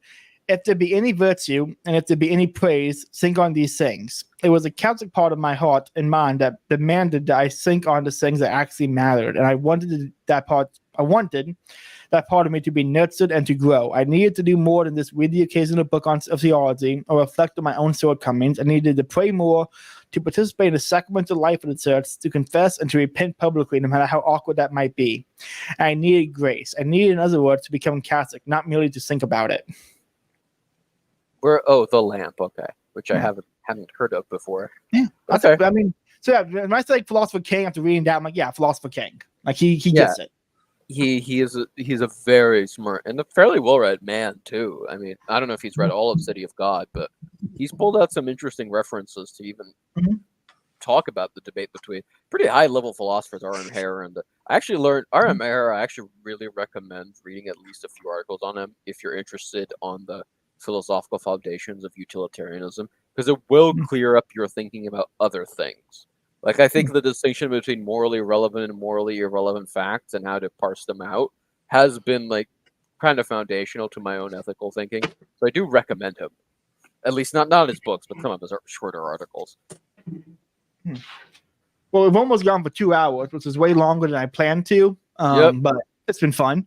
Final thoughts on Zadie Vance. I really like him. I'm just excited. I'm happy to be able to vote for him. So absolutely. The more I learn about him, the more I'm like, this might be your guy. Apparently, he's the company normal too. The weird thing, like he makes no sense. I don't even think that's lasted a week. I think it's going away as we speak. Well, apparently one of his favorite books is Lord of the Rings, and he named his company after sayings from Lord of the Rings. Wait, you're talking about what is this company? Was it Palantir? That wasn't his company, right? Yeah, Palantir, which is a reference to... Yeah, but that's the evil orb. Palantirs are not inherently evil. They have been captured by the forces of evil and used. They're more or less neutral. So I'm a Silmarillion, bro. I will fight you on this. So the Palantirs are dangerous because of their capture by the forces of evil. Yeah, and everybody uses it to great ends in the book. You know, it's like he uses it and stares Sauron down. Yeah. To put it in Z terms, he mogs his ass. That's true. Aragorn reclaims the right to use them. Yeah. So he's clearly one of us, in more ways than one. Fantastic. I look forward to seeing more he does. Part of me is like, I'm conflicted on one hand. I'm like, yeah, this guy's great. I can't wait to see what he does as vice president, maybe even as president. Another part of me is like, he won't write as much then if he's vice president or president, you know? He's not writing much now, to be fair. I don't know how much he's really written since the book. Well, anything's released is getting into politics. And I'm like, I get it, but, you know, his writing's really good, and I want to see him write more. I do but like he's young enough that if he does run and win two terms, he would still have plenty of time afterwards. You know, so that could be interesting. Any final thoughts at all? Any plugs anybody wants to do before we wrap it up? I don't have anything to plug at the moment, but just final thoughts. I think if you haven't read Hillbilly Elegy, I do recommend it. I'm not sure he has anything else out for you to read or check out on him. Maybe he has, and I'm like, just blanking on it. But it's worth looking into his life and his life story. You'll get a very good sense of him, and I think it's actually, if you're not from America, you don't really know the Hillbillies. I think it's actually a fairly good introduction to think about modern hillbillies, at least from his generation. I don't know how they're doing now, but it's worth reading if you're interested in hillbillies, because that's actually what I was most interested in. I didn't have that much regard for Vance before reading, and I came out much more interested in Vance, but with a lot of interesting information about the hillbilly way of doing things. Doc, any final thoughts? Well, I mean, again, yeah, like it is one of the, if not the best audiobook I've ever listened to, for what that's worth. It's really good. Yeah, it's very good. Okay, I would say Blood Meridian edges it out slightly, but aside okay, you're right. Blood Meridian is pretty great. Yeah, whatever his name is amazing. Every time I get about a quarter of the way, I'm like, I'm done. Oh no, Blood Meridian audiobook is the only way to do it. Yeah. I actually read and then re-listened to the chapter. Is what I did. Oh, nice. Yeah, so I listened. I listened to Blood Meridian audiobook while driving through the New Mexico desert, so it was very immersive. Nice. Yeah, I did it while I was I think hiking in our equivalent of, it's like tropic. It's not really that tropical, but it's where our gauchos, our cowboys, are still there. And I just went on a vacation where I hiked over small hills and mountains and visited several farms and stuff like that. That was an interesting experience. It really immersed me in that sort of mindset. Mejor los indios. Yeah, anyhow. Great book. Yeah. Fantastic book, man. Yeah. But Doc, where can people find you at? You can find me on Twitter at ALTPHILOGE. It's a German word. I probably should have thought better of that. Altphilologe. Check me out if you're interested. I was recently on the Illegitimate Scholar podcast talking about language typology, Austronesian and Indo-European, so more kind of my pointy-headed linguistic stuff. That was, cool. So check that out if you're interested. I will. Okay. Bulge, I think you and I tomorrow are doing a stream on Baudrillard. So that's gonna make everyone reading Baudrillard. I'm thinking if I should write another article on Baudrillard to help hold the line when nothing ever happens, because I'm seeing a lot of defectors and cowards amongst you guys going to Disneyland? No, we're talking. No, we're talking about Salman Rushdie with him. Oh, okay. Evil. That's what we're doing. I should read actually his essays on America, but I haven't. They're funny. That was interesting. Apparently, I'll save that little anecdote about Baudrillard for tomorrow's episode. I think that's the only thing we have planned.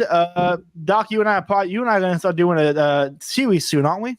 Yeah, the goal is for us to do a breakdown of True Detective season 1. It's been 10 years since it came out, so it's a high time to start doing spoilers. I still haven't watched it. I have it downloaded on my computer. I need to watch gosh.